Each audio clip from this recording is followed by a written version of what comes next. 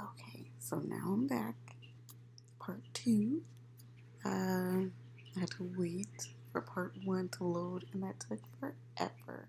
Brienne was training Podrick. Also, we get a scene where Littlefinger comes up to Sansa, and she's not feeling it. You can tell she's like, huh, I don't feel like dealing with your bullshit right now.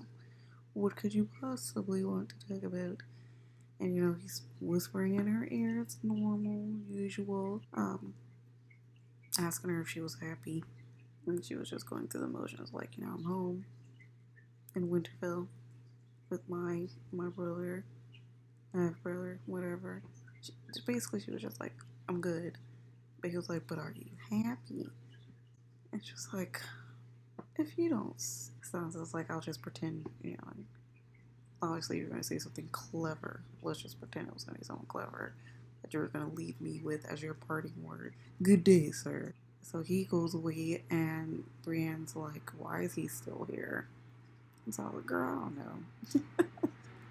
He's still here. I wish he would go. But, he's got, the Knights of the Vale. They helped us, so we kind of need to keep him around. Sansa has use of him. And, what does he want? I know exactly what he wants. Sansa knows exactly what he wants. I'm just wondering if she's going to actually let him have it. What I'm concerned with. I don't want to see a Littlefinger and Sansa relationship.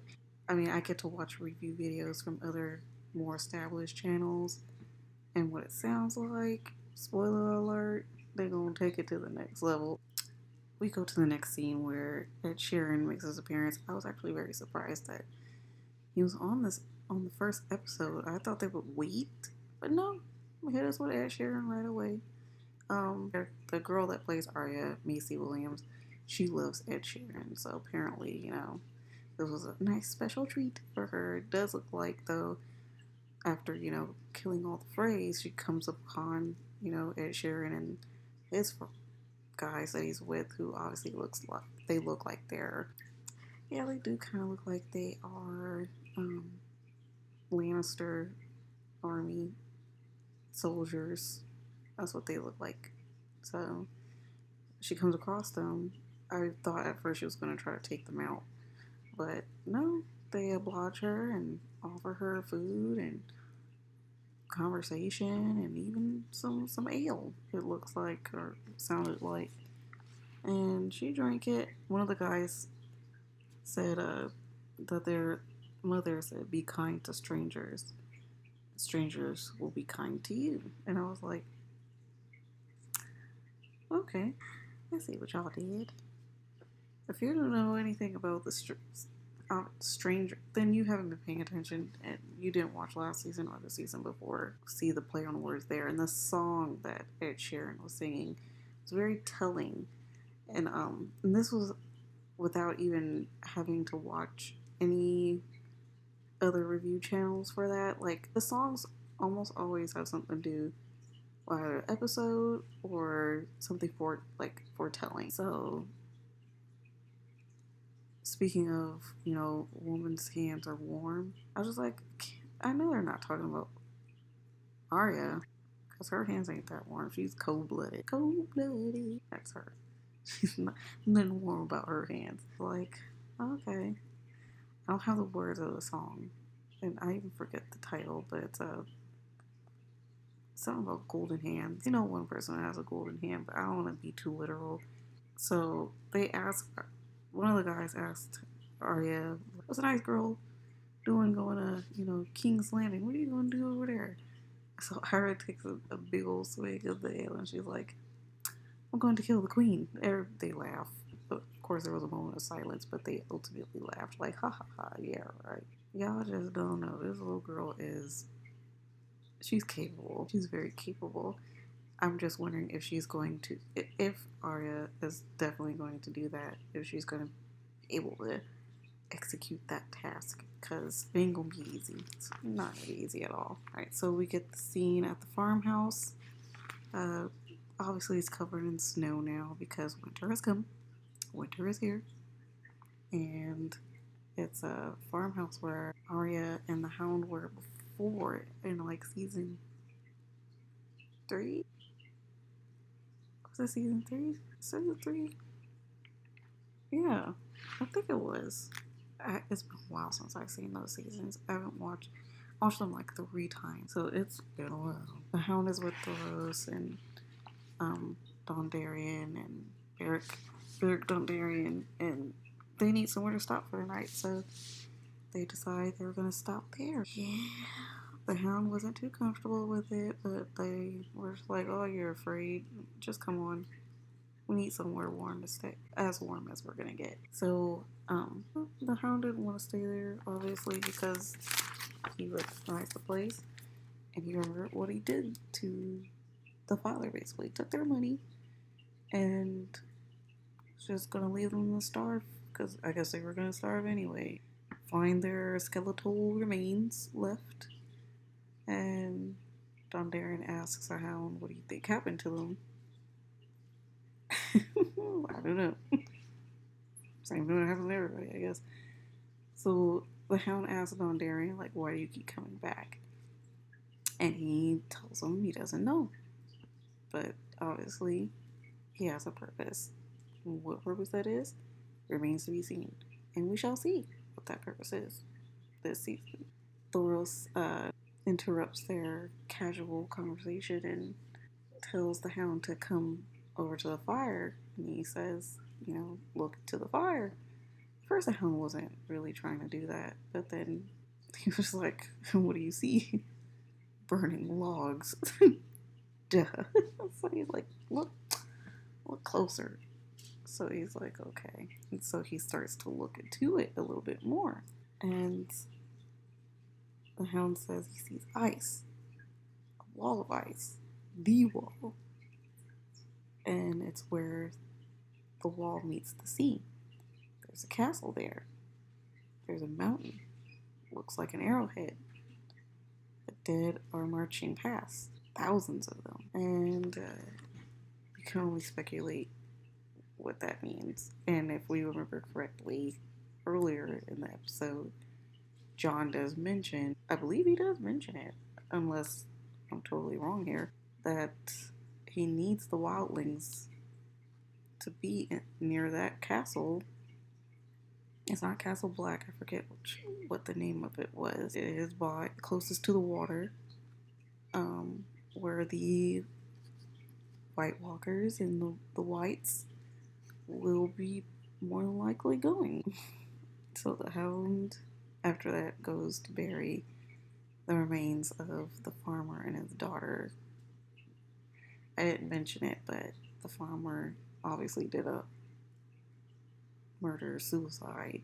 So he killed the daughter and then he killed himself, because it is hard when there's no food to raise a child. So I guess at times of desperation, instead of your child dying of starvation, you'd rather just kill your child.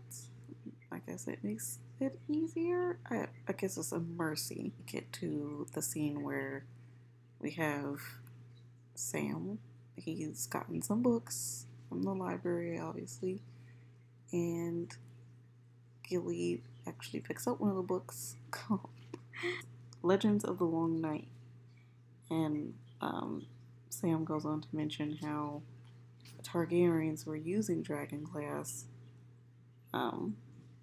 Didn't know what it could possibly be for, but I'm pretty sure they had some idea what it could have been used for. And in the book, Dragonstone is circled. Obviously, we all know Dragonstone, Dragonglass is a full abundance there. There's so much Dragonglass there. And Samwell remembers that Stannis had told him, like, yeah, we have tons of Dragonglass underneath it, but it's in Dragonstone, a lot of it. So they obviously need to find some way to mine it. Jon even says it, like, they need to mine it. They need to start making weapons with it, because Long Night is coming. The war is coming. It's the most important war, the one that everyone should be focused on. But unfortunately, we're not. Especially Cersei. She is enemies to the north, enemies to the south, enemies to the east, and enemies to the west. But Jaime, was trying to speak reason to her, like, we don't have any allies, babe. We ain't got no allies. You done killed everybody. Like, you ran everybody off. So, what do you want to do? But Jaime was right in some instance, and that's when, obviously when Euron came. Is Euron going to be enough? Probably not. What I'm thinking is, Euron was telling Cersei, like, he's going to bring her a gift. I'm pretty sure y'all should know, show watchers, book readers, everyone. He tells her he's going to bring her a gift. And he won't return to King's Landing until he has it. Pretty sure we all know what that gift is. I'm not going to say it because I don't want to be the person to say it. But we can all speculate. That gift will be who? That gift will be multiple people? I mean, there's been so many spoilers regarding this season. It's terrible, but I'm not going to say it here. After that scene, and I just made a huge roundabout. So after that scene, we get Sam going about doing his daily duties, picking up dishes from, I guess, the guys in the cell at the Citadel. And he gets to one cell, and there's an arm that reaches out, and the arm is full of grayscale. The voice is Jorah. They didn't show his face, but we know who the fuck it is. It's Jorah, and he's in there, and he's asking about Dany if she came, and Sam was like, no. Pretty excited, because it means that hopefully Jorah will get the grayscale. Either someone needs to help him so he can get back to Dany, if he's going to get back to Dany at all.